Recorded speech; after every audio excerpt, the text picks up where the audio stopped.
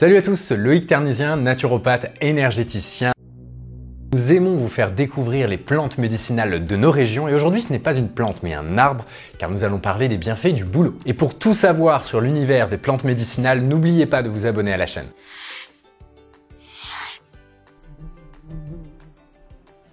Le bouleau est un arbre de la famille des Bétulacées dans laquelle on retrouve aussi les charmes, les aulnes et les noisetiers. Bon, il existe différentes sortes de bouleau. Dans la pharmacopée française, on retrouvera Betula pendula et Betula verrucosa. J'ai réussi à le dire. Le bouleau est un arbre de grandeur moyenne et on le reconnaît surtout à son écorce blanche et papyracée. On dirait du papyrus. Ses bourgeons sont plutôt galbres. Cet arbre est multifonction. Vous allez pouvoir utiliser son écorce, ses feuilles et sa sève, qui est reconnue d'ailleurs dans les cures détox.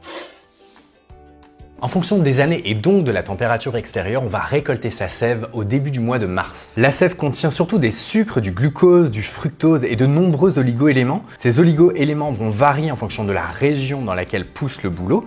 On pourra y retrouver par exemple du potassium, du calcium, du magnésium, du silicium, du zinc. L'écorce, quant à elle, est très riche en allantoïnes, en triterpènes, en minéraux et en tanins. Dans les feuilles, on retrouvera essentiellement des flavonoïdes qui sont réputés pour être de très bons antioxydants et anti-inflammatoires.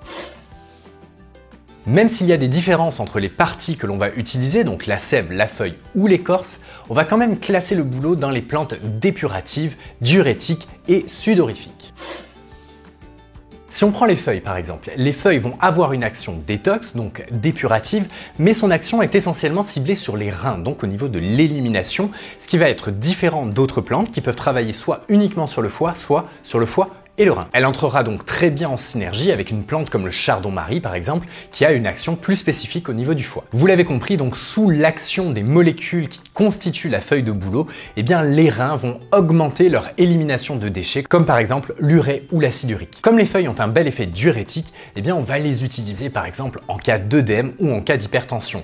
Évidemment, il faut toujours s'assurer que cette plante nous est bénéfique et qu'il n'y ait pas de contre-indication médicamenteuse, et pour ça, il faut toujours aviser votre médecin de la prise de plantes médicinales. On les utilisera aussi en cas d'infection urinaire ou de dépôt urinaire. Alors là par contre on fait très attention car si l'on a de gros calculs rénaux, la stratégie diurétique sera néfaste, donc là on utilisera une autre méthode ou une autre plante.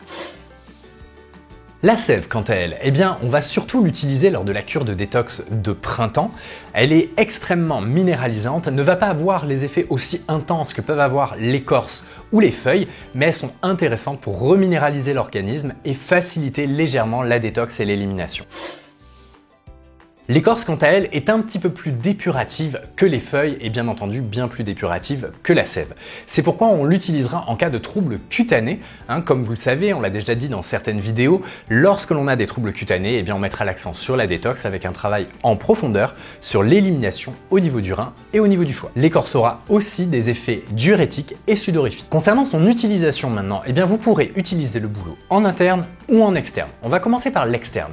En externe, eh bien vous utiliserez directement une décoction ou une infusion, donc d'écorce ou de feuilles, que vous laisserez refroidir et que vous pourrez appliquer sur une compresse directement sur la peau. Concernant l'écorce, on parle de 20 à 40 grammes d'écorce en décoction par litre d'eau.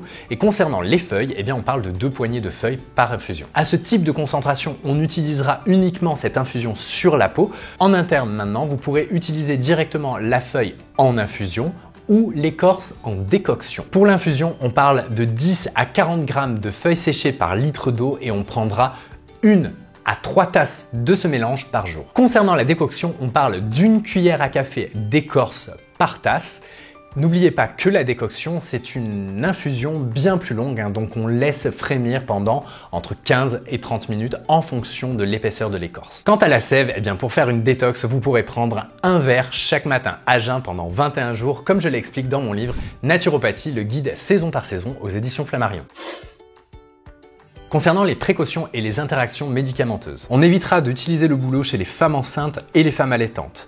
En cas d'insuffisance rénale, il est très important de contacter votre médecin pour voir si vous pouvez l'utiliser. Si vous avez un œdème causé par une déficience cardiaque et une insuffisance rénale, cette plante vous est interdite, tout comme si vous souffrez d'une hypertension artérielle forte. Autre point, attention si vous êtes allergique au céleri, à la carotte et à l'armoise. Concernant les interactions médicamenteuses, n'utilisez pas le bouleau si vous prenez des anticoagulants ou un diurétique. Et je terminerai par une question qui arrive fréquemment. Je suis allergique au pollen de bouleau, est-ce que je peux prendre de la tisane ou de l'infusion? Eh bien oui, vous pouvez. Le seul risque, c'est qu'en ouvrant le paquet, en fonction de la période de récolte, il y ait du pollen sur les feuilles ou sur l'écorce. Mais lorsque vous allez faire l'infusion, tout va passer par le système digestif et les risques sont vraiment minimes. Petit rappel avant de terminer cette vidéo concernant le bouleau. Si vous n'avez pas l'habitude de récolter de la sève de bouleau de manière raisonnée et responsable, il est préférable d'aller l'acheter en magasin car ça se trouve très facilement dans le commerce. Ça vous évitera peut-être de mutiler certains arbres. Si vous avez une utilisation particulière du bouleau ou si vous souhaitez qu'on développe d'autres plantes médicinales, mettez-nous tout ça dans les commentaires. Quant à moi, je vous dis à très bientôt pour un nouvel épisode. Salut!